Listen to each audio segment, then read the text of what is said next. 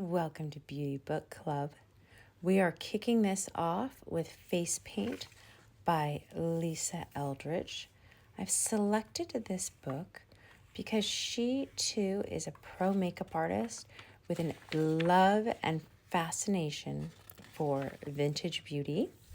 As we read this book, we're going to go through and look at the photos, and along the way, I will be able to show you many of the treasures and the pieces that are featured in this book because I have some of the same pieces that she has in her collection.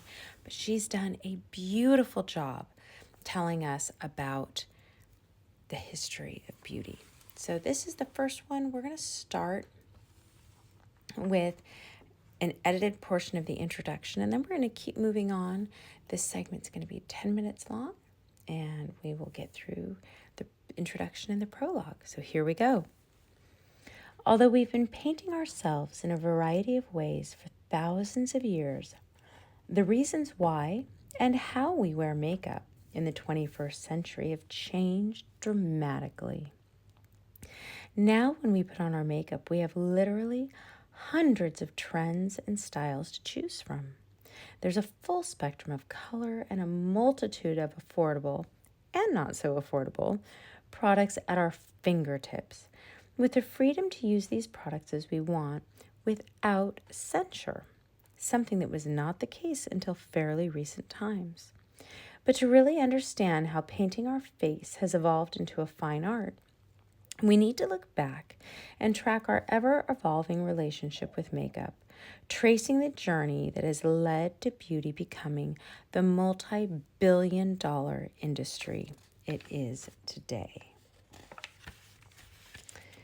And we have beautiful photos like this one. So let's move on to the prologue. And how fabulous is that?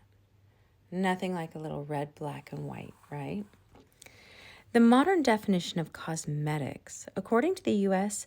Food and Drug Administration, covers anything that is rubbed, poured, sprinkled, or sprayed on, introduced into, or otherwise applied to the human body for cleansing, beautifying, promoting attractiveness, or altering the appearance.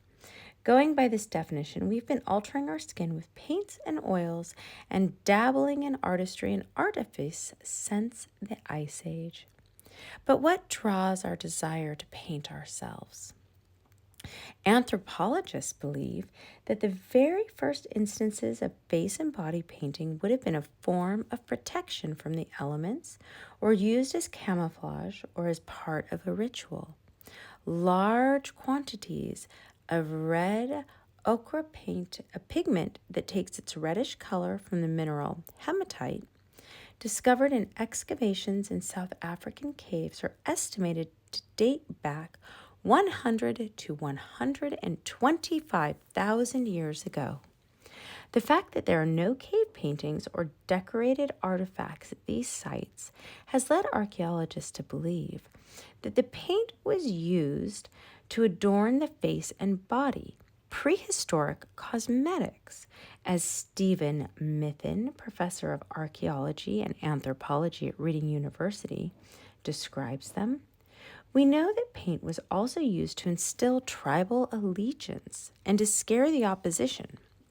A good example of this is the ancient Britons, who painted their faces blue with dye produced from the leaves of the woad plant before going into battle. Over time, decorative face painting became associated with beautification, social status, and preserving youthfulness.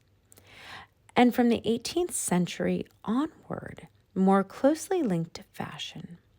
Whatever the motivation to wear it may have been, makeup in antiquity was ablaze with color, an explosion of pigments, paints, powders, and pastes, matching modern-day palettes in vibrancy, if not in other aspects.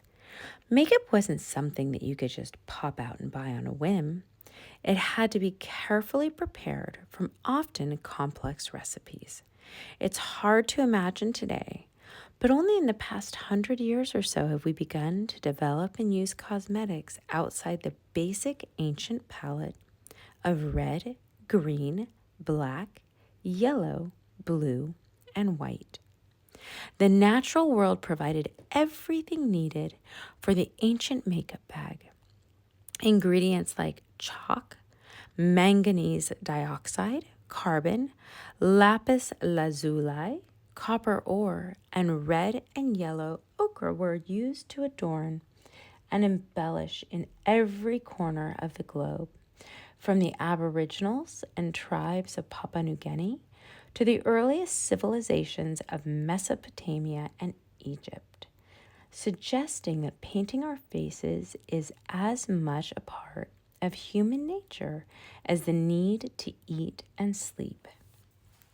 In this book, I uncover the earliest cosmetics and, in doing so, discover the origins of modern makeup and reveal how much the cosmetics we use today owe to the paints and pigments of the past.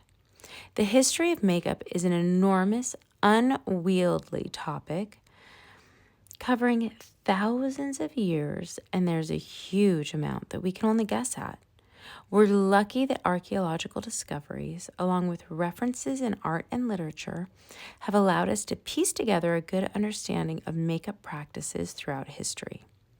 What colors of face paint were available and popular, how they were made, and crucially, what was thought and said about women who painted their faces.